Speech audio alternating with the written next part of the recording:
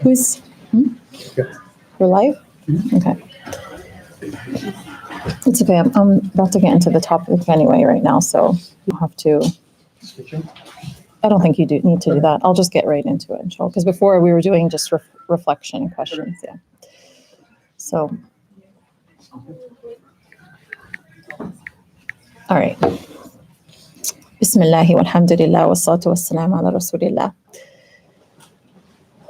So today, I want to focus in on the practices that we can put into place that can help us awaken mentally, emotionally, and how we can start showing up for ourselves and not wait for things to be better externally for us to do what we need to do.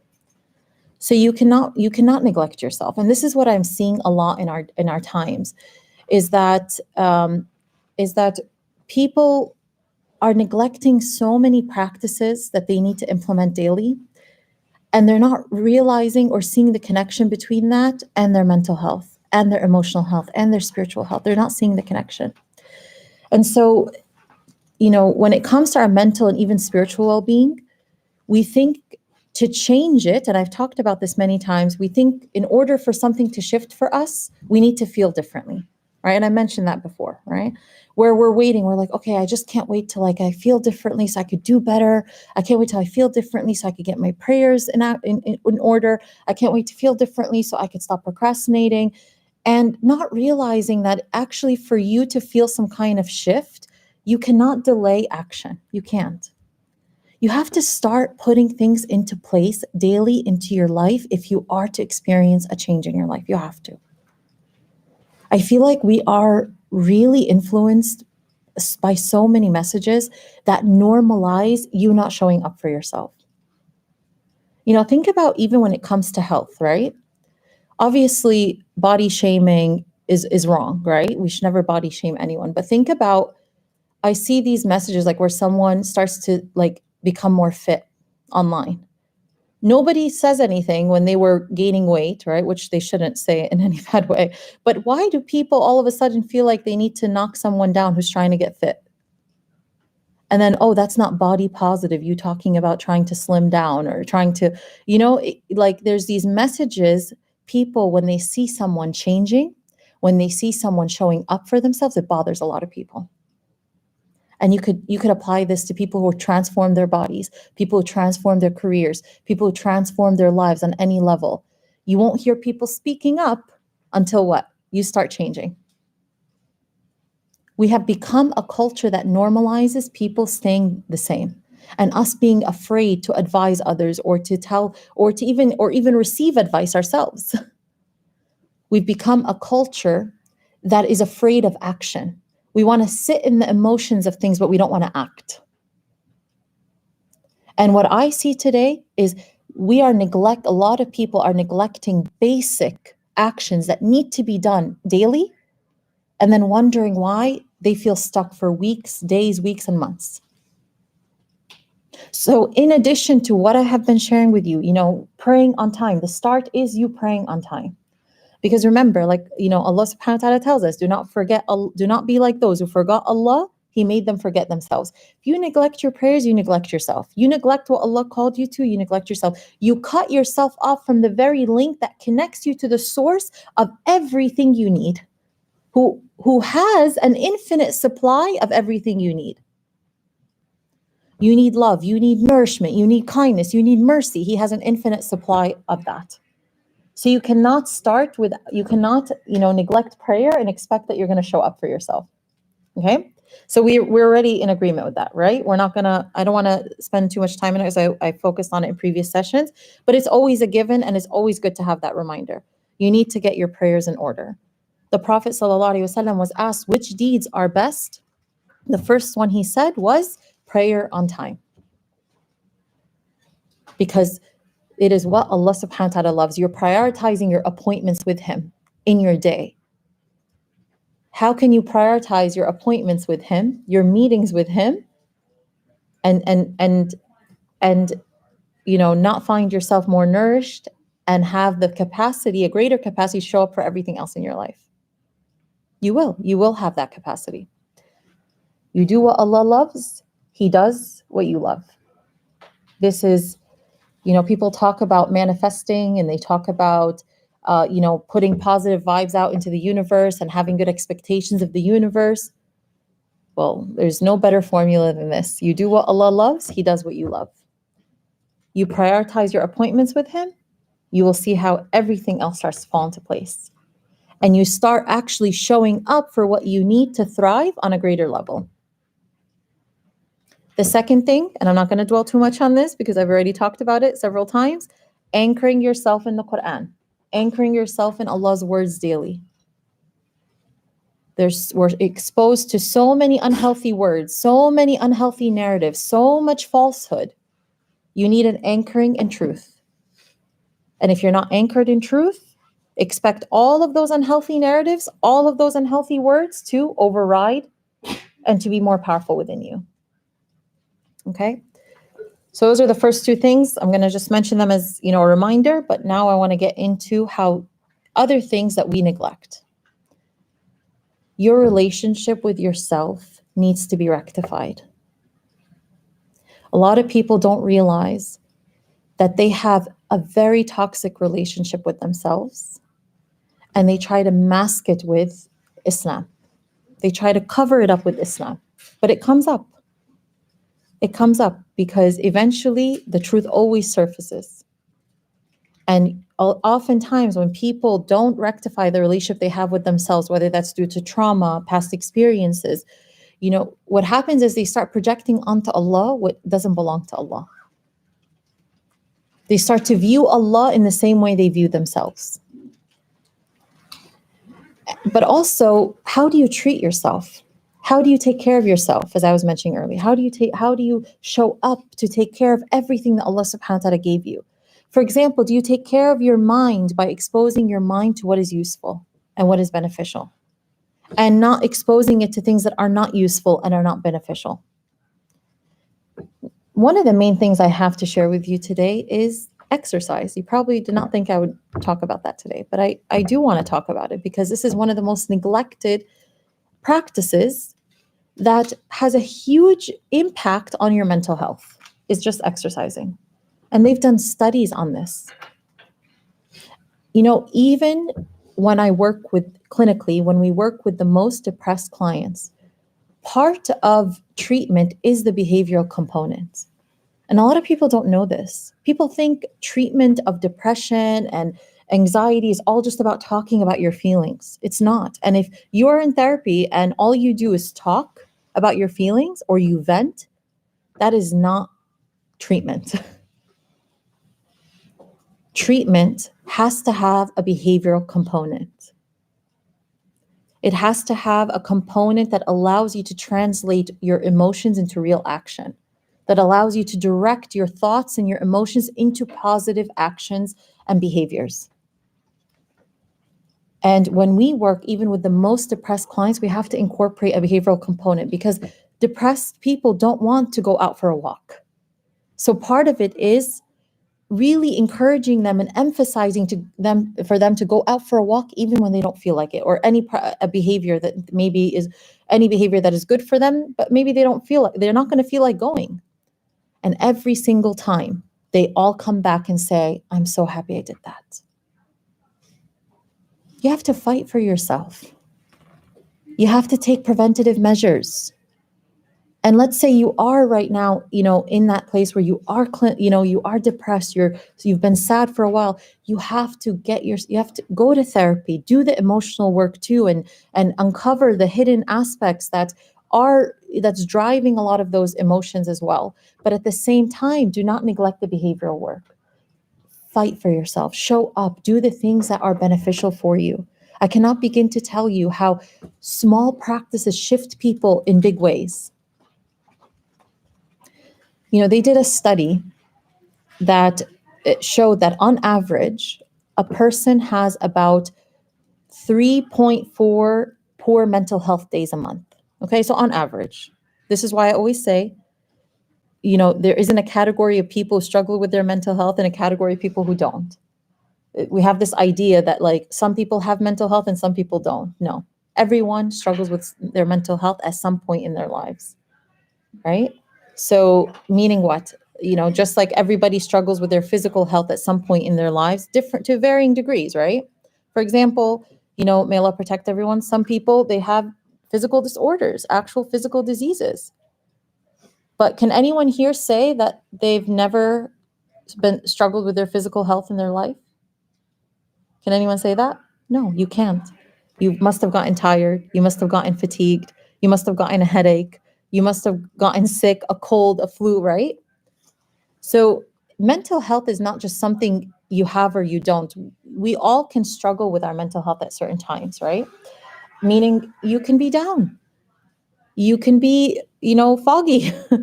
You can have poor concentration at times. You can have a lot going on. You can feel stressed, right? So it's not just, you don't just struggle with your mental health just because you have a diagnosis.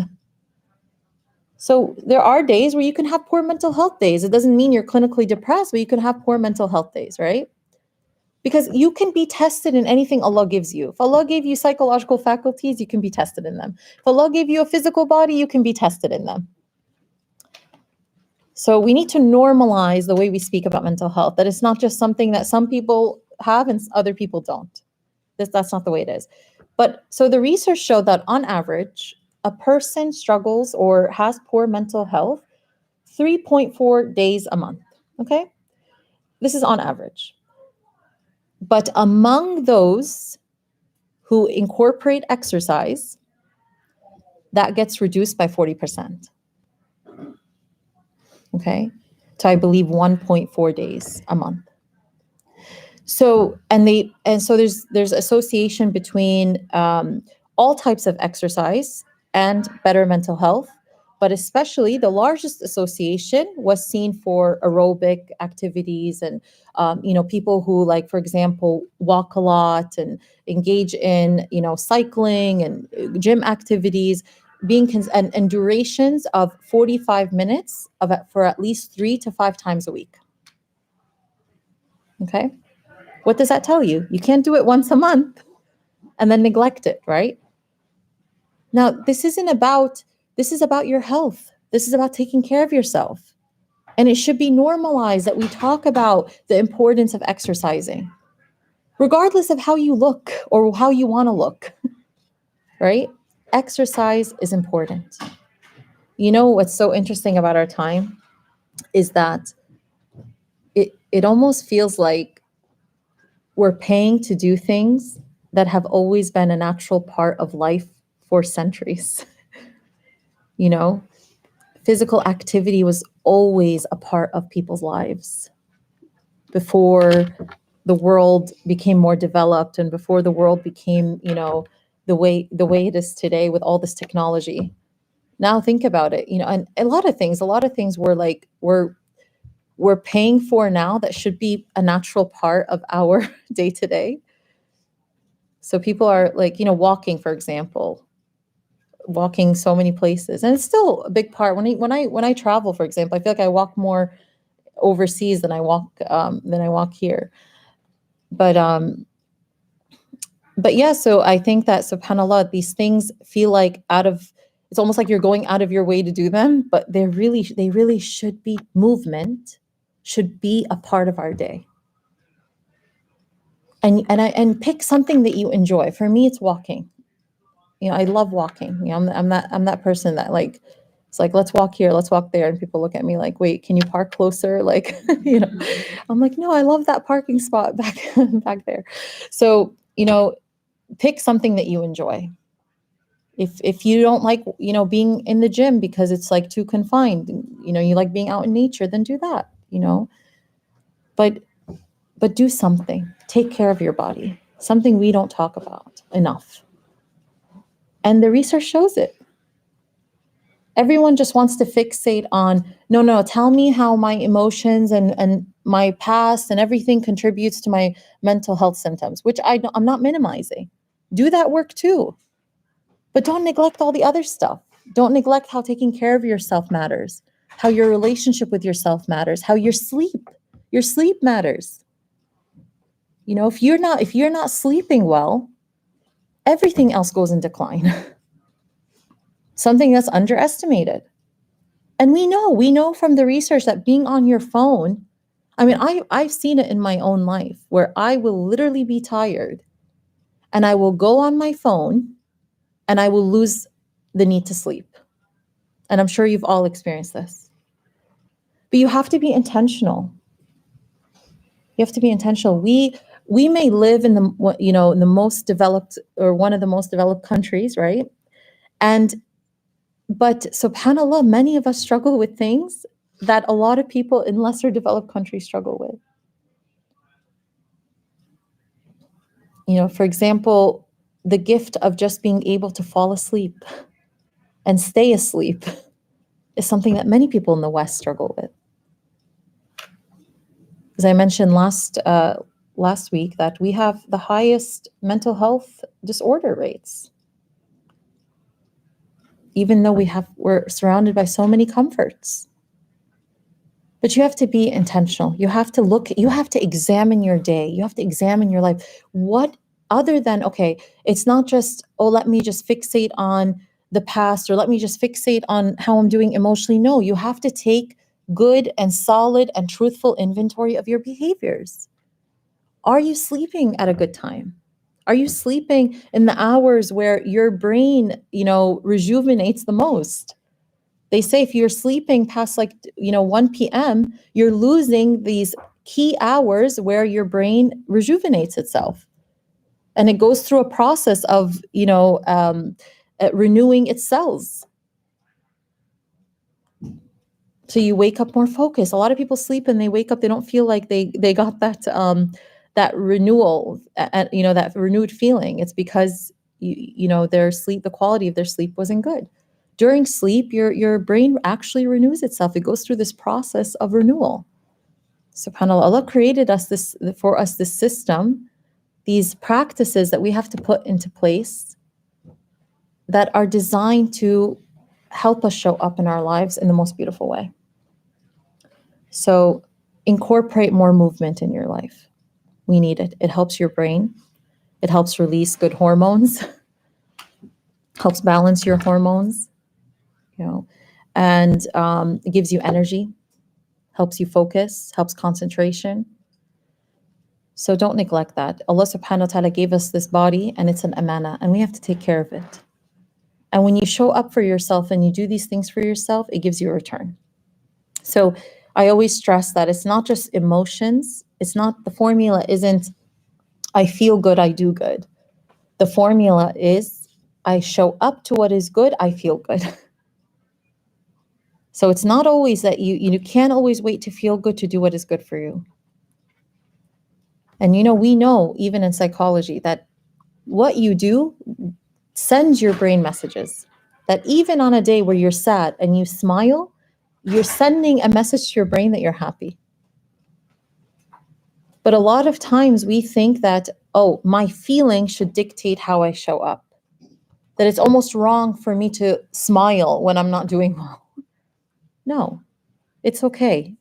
This concept of it's okay to force yourself sometimes to do what you need to do should be normalized. There's nothing wrong with that. All it will do is give you a positive return. I'm not saying to neglect your emotions, but if you really want to experience a positive shift in your life, you have to make sure that you're not always waiting to feel a certain way to do what you need to do.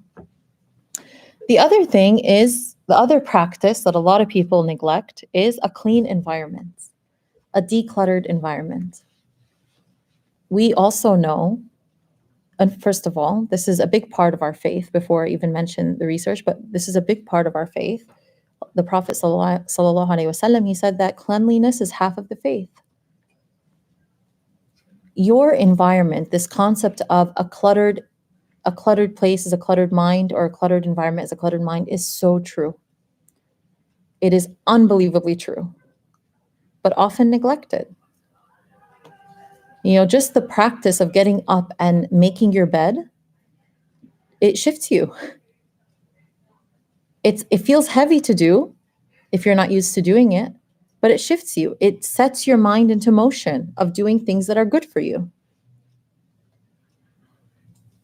So you can't be at the mercy of your emotions. Make a commitment today that you will no longer live your life letting your emotions dictate for you what you are supposed to do for yourself each day. Make that commitment for yourself. Say, I don't worship my emotions. They're not the authority over me. They are there to teach me. Yes, they are there to guide me. They are there as teachers. They tell me, okay, well, this, they point you to a different meaning. And they are a means to Allah subhanahu wa ta'ala. They are not the end. Do not make them the end. Do not make them the destination. This is what happens to a lot of people. Oh, I'm sad today. That's it. It's the end. And they think their sadness is the destination for the day. But we've all seen those days where you can wake up and you could be sad about something, and by the end of the day, your emotions are shifted, right? What does that tell you? Emotions, they're not who you are. They don't define who you are. They are experiences, and they are states that move. It's how you direct them that matters. But a clean environment and maintaining a clean environment, not just clean, but decluttered. There's a difference. You can have a clean space, but it could be so cluttered. What does cluttered mean is that you have more than you need. You have, it's not organized. Things are all over the place. That affects you. It doesn't feel like there's order. It doesn't feel like there's organization. So we know that even just when let's say a person who is struggling gets up and just cleans one part of their room, it shifts them. Organizing maybe their nightstand or making their bed or doing something physical that has to do with cleaning or organizing, it shifts the person. So don't wait until things add up and then they become so overwhelming and then you feel like you're drowning. Just start today. If you go home and your place is cluttered, pick one area. You say, before I go to bed, I'm just going to clean this one area. I'm just going to organize this one area. If you haven't exercised in a while and it's so heavy, I promise you it's going to be heavy the first time. But once you start, you're going to thank God you started. It's going to be heavy. It's always heavy. Like even for me, like if I go periods without exercising, for me to resume, it's that resuming day is always the hardest. But then once you get into it, you're like, oh, alhamdulillah, I started. It's just the longer you delay, the heavier things are. And shaitan always wants you to delay doing what is good for you. And the next thing is doing things with presence. It's not about adding big, things to your day. It's about doing more things with presence and mindfulness and intention. They did a study where they had people just be more mindful and present while they were washing dishes. And they reported a 27% reduction in their nervousness. Just by being present with washing dishes and washing the dishes instead of just washing dishes and mindlessly, paying attention to the soap, the feeling, being present. I know it sounds like, why do I need to be present with dishes, right? But these things, when you are in the moment, it matters. Because then when you're walking outside, you're not just walking, you're being present with the air, with, you're taking in everything more and you're being more connected. You're increasing your connection to what you're experiencing. And what's happening to a lot of people now is that they're not experiencing connection. They're connected to a lot of things where they're not experiencing connection. You're connected online with your phones, but a lot of people are not experiencing connection. You may be connected to a lot of people, let's say online and social media, but you're not really experiencing connection. And that's the big problem of our time and why there's so much loneliness, is that there's this illusion of, I'm connected, I'm doing all these things, I am active. You could be active, but you're not productive. You could be speaking to a lot of people with no connection. You could be doing all of these things, but you could be not nourished. And there's a big difference. So If you were one of the people that raised your hand when I asked if you felt stuck, if you didn't feel nourished these days, if you felt like you were in a funk, if you felt like you were just, going through the motions, you have to make a commitment to doing something different about it. You cannot just be thinking about doing it. And you cannot just be waiting to feel to do it. If you are to experience consistent benefits in your life, you have to consistently show up. It's the same thing with like food, what we consume, right? Diet isn't just food, it's mental diet. What are you absorbing? Your mental diet is what you're absorbing mentally through your eyes, through your ears. What are you listening to? Your food diet, the food we put into our bodies matters. You could eat things that nourish you, and you could eat things that deplete you, that make you crash, that make you lose the energy you need for the rest of the day. So we're talking about a holistic kind of change. We're not talking about just, one area. And I'm giving you these examples so you can assess what areas need your attention. This is another thing that a lot of people don't talk about when we discuss mental health, how like vitamin deficiencies, diet can impact people's mental health poorly. So I think people think that improving their mental health is just about talking about the feel, like it's like one area. It's just like, tell me about the psychological components. But no, with everything is connected. Your behaviors impact your mental health. Your diet impacts your mental health. Exercise impacts your mental health. Your environment impacts your mental health. The people you surround yourself with impact your mental health. What you absorb with your eyes impacts your mental health. What you absorb with your ears impacts your mental health, what you're listening to. And your spirituality impacts your mental health. Just as your mental health has an impact on your spirituality, your spiritual health also impacts your mental health. Your spiritual health also impacts your mental health.